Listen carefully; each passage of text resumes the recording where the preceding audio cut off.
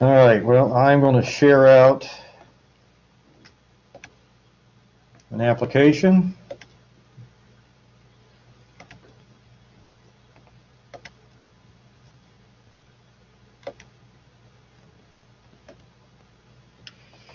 And you should see a very plain, generic HTML, CSS, JavaScript present. A lot of it will be reviewed for a lot of you. We're just trying to get everybody on a common basis here, so everybody's starting from the same standpoint.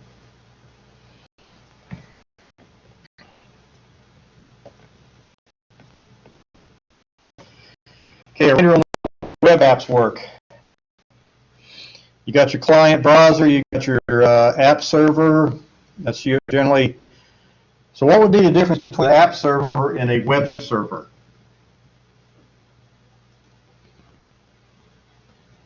Any idea?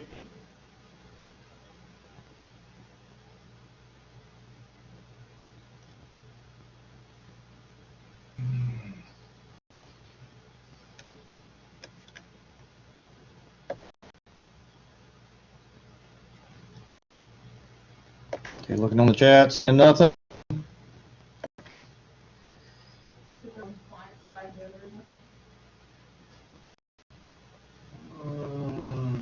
When we talk about executing your JavaScript, you run into that. But as far as what an app server and a web server, they're both back end. And the answer is really not much. Sometimes these days, if you're using IIS, the Windows version, you've got an app server, you've got the application server built into the web server. Now, if you've heard of something called Apache, that is a web server. The app server for that is called Tomcat. These are pretty close. Generally, your web servers, you expect to serve up static HTML. Your app servers, you expect to serve up dynamic, but the problem is that everybody wants things dynamic. Used to be everybody wanted things to be a web app because it was so simple. But the problem with simple is simple. Simple, what happens? You fill out the whole form, you send the whole form back, you get the whole form back to you. Well, I just want to click on here. I just want this to change. I want to click on here, and what you end up with is you really end up with a console app inside of a web server, and inside of your web browser. And that's why web apps these days are so complicated that you don't talk about a development language, you talk about a development stack. Because if you may be programming in C#, but you may have some JavaScript calls, you may have some JSON calls, you may, your CSS is working in there, HTML, and it's all working together.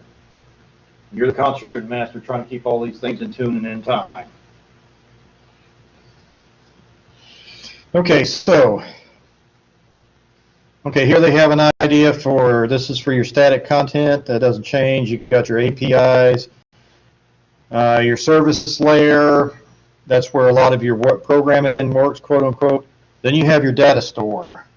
Your data store typically is a back-end database that's either something like Oracle or MySQL Server.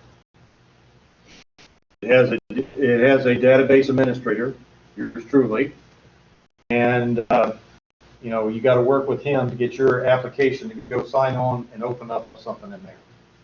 Makes it another layer of complexity because you learn a little SQL. Okay.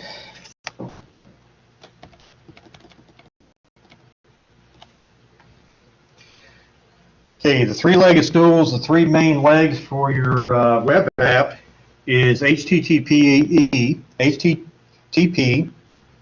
What does that give you?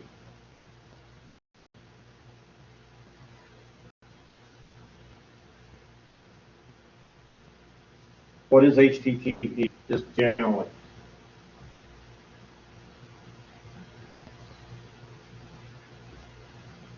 The hyperlink protocol, right? Yeah. Well, it's basically how your web servers communicate.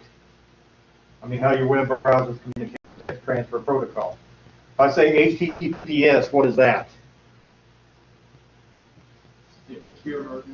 Mm-hmm.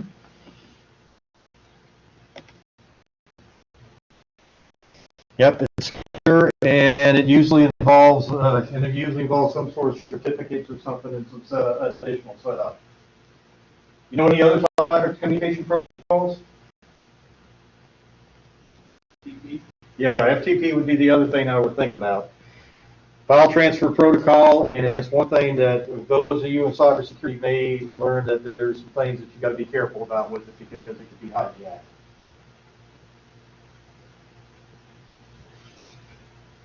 Okay, HTML, hypertext markup language. How many people have had classes in HTML? Okay, did you have to do it the hard way like I did in Notepad, or did you have some sort of editor? Visual Studio Code. What? Adobe brackets. Oh. This was not helpful. I had it where I had to say less than, HTML greater than, go down to the bottom, less than, HTML slash greater than. That's kind of like programming in assembly. Everybody should do that once.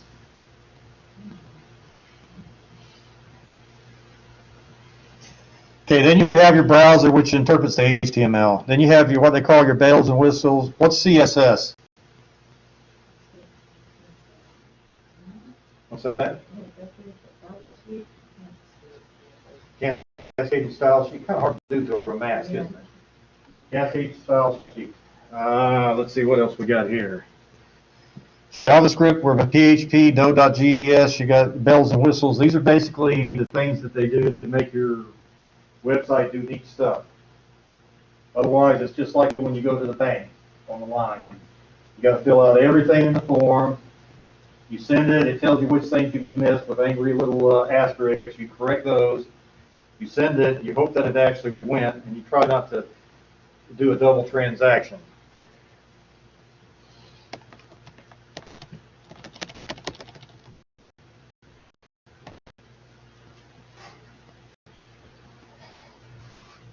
Okay, HTML is the base. Can you have a website that just uses HTML?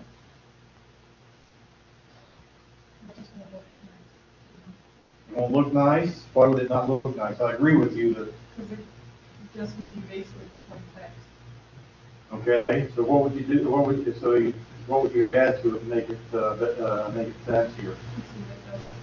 Okay. Can you format a particular page of HTML in a particular format without CSS? It's really difficult. It's inline style. Mm-hmm. Yeah, CSS is important for themes, and I'll tell you from experience that user experience, they get used to it, they get mad if you change that. But this is better, I don't care, I'm not used to it. Now, the customer isn't always right, but he's always the customer. Yours or somebody else's, right?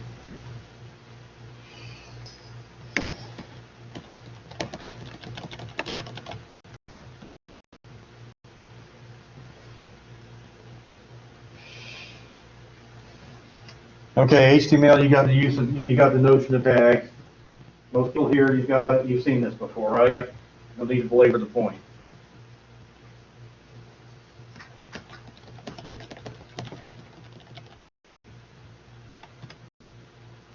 Okay, you see here an image tag. How many people have worked with that? Work with that. That's part of the that's part of one of the labs, so you're already ahead.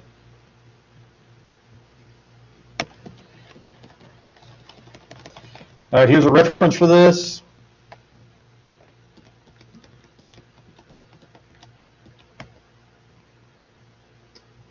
Okay, you have this thing called CodePen.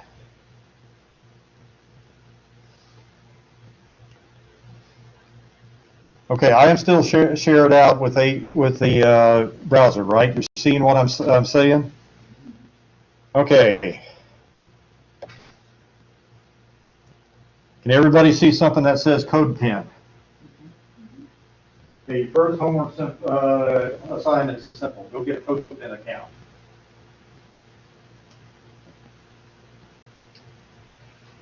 And you say, what's so great about CodePen? You ask. I'm going to show you the other two because the answers to the lab. I'll show you this one.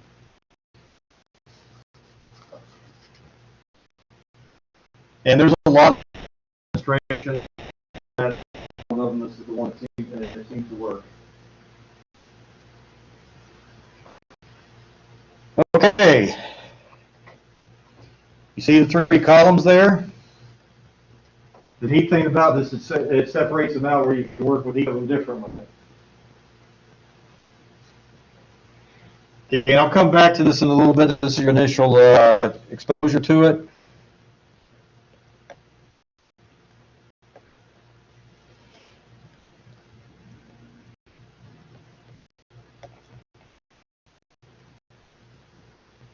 Okay, cascading style sheets and fine. Well, that's actually a sufficient word. What do you think about that statement? Purpose of CSS, she says, make the document look pretty and standard. Is that true? Yeah. Yeah. That uniform thing is a real key if you're programming for corporate. Because you'll find people get really used to, they say, I don't know how this works, but if I click here, click here, click here, that's what I want. If you move it around, they get mad at you.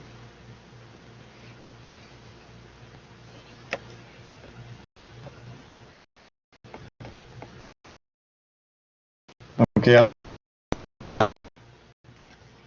Okay, JavaScript. Netscape. I remember as well. I remember the 1990s. I remember there was Internet Explorer and Netscape were locked in Mortal Kombat. They were battling for that thing called market share.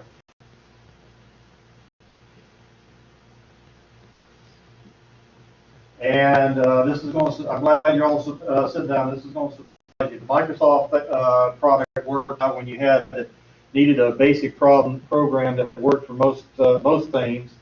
Netscape worked out if you wanted something you really want to customize. That's a common pattern I've seen.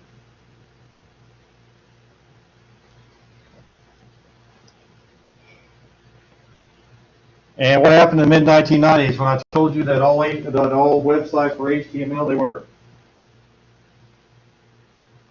You know, I tried to do a couple for my church. I just broke out internet, just broke out Notepad.exe and went at it. I did use a CSS though.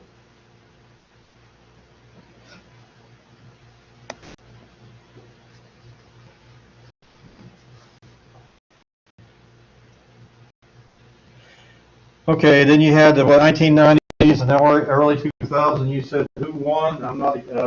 How many people are using Netscape? My guess is you can find some diehard people that are using it that's still around.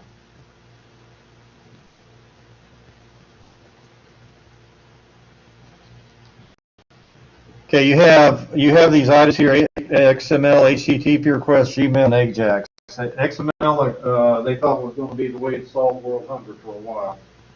Everything was going to XML. Okay, Gmail. How many people got an email account?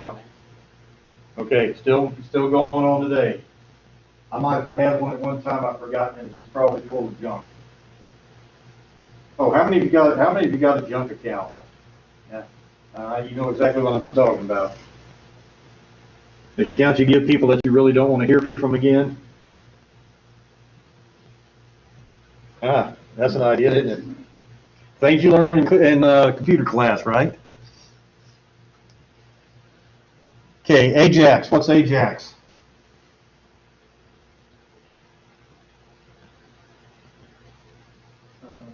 Asynchronous JavaScript in XML. Basically. Yeah, the nice thing about this is you can change one part of your HTML without changing rendering the whole page again. And they're doing all these things because originally the whole idea about a web browser, they're supposed to be simple. You send a page, you fill it out, you get it back. You send a page, you fill it out, get it back. Well, people say, I don't want to fill out the whole page, I just want to fill out part of it. Well, you really want a console application, but okay.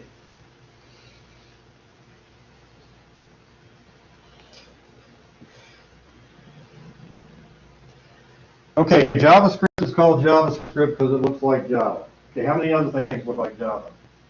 First blush.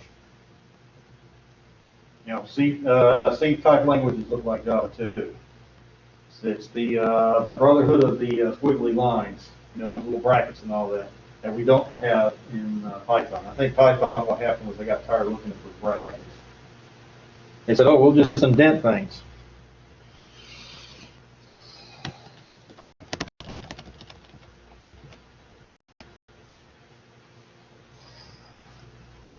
Okay, JavaScript, you can have your little buttons you can click on. You can have your data, what they call data grids. That's where you pull something up from a database and just get the list of the records.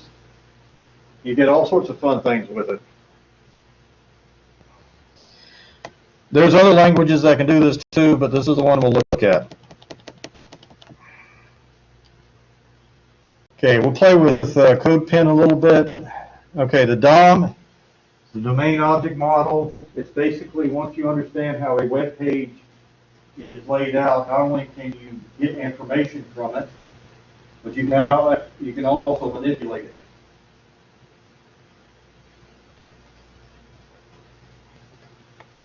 Okay, and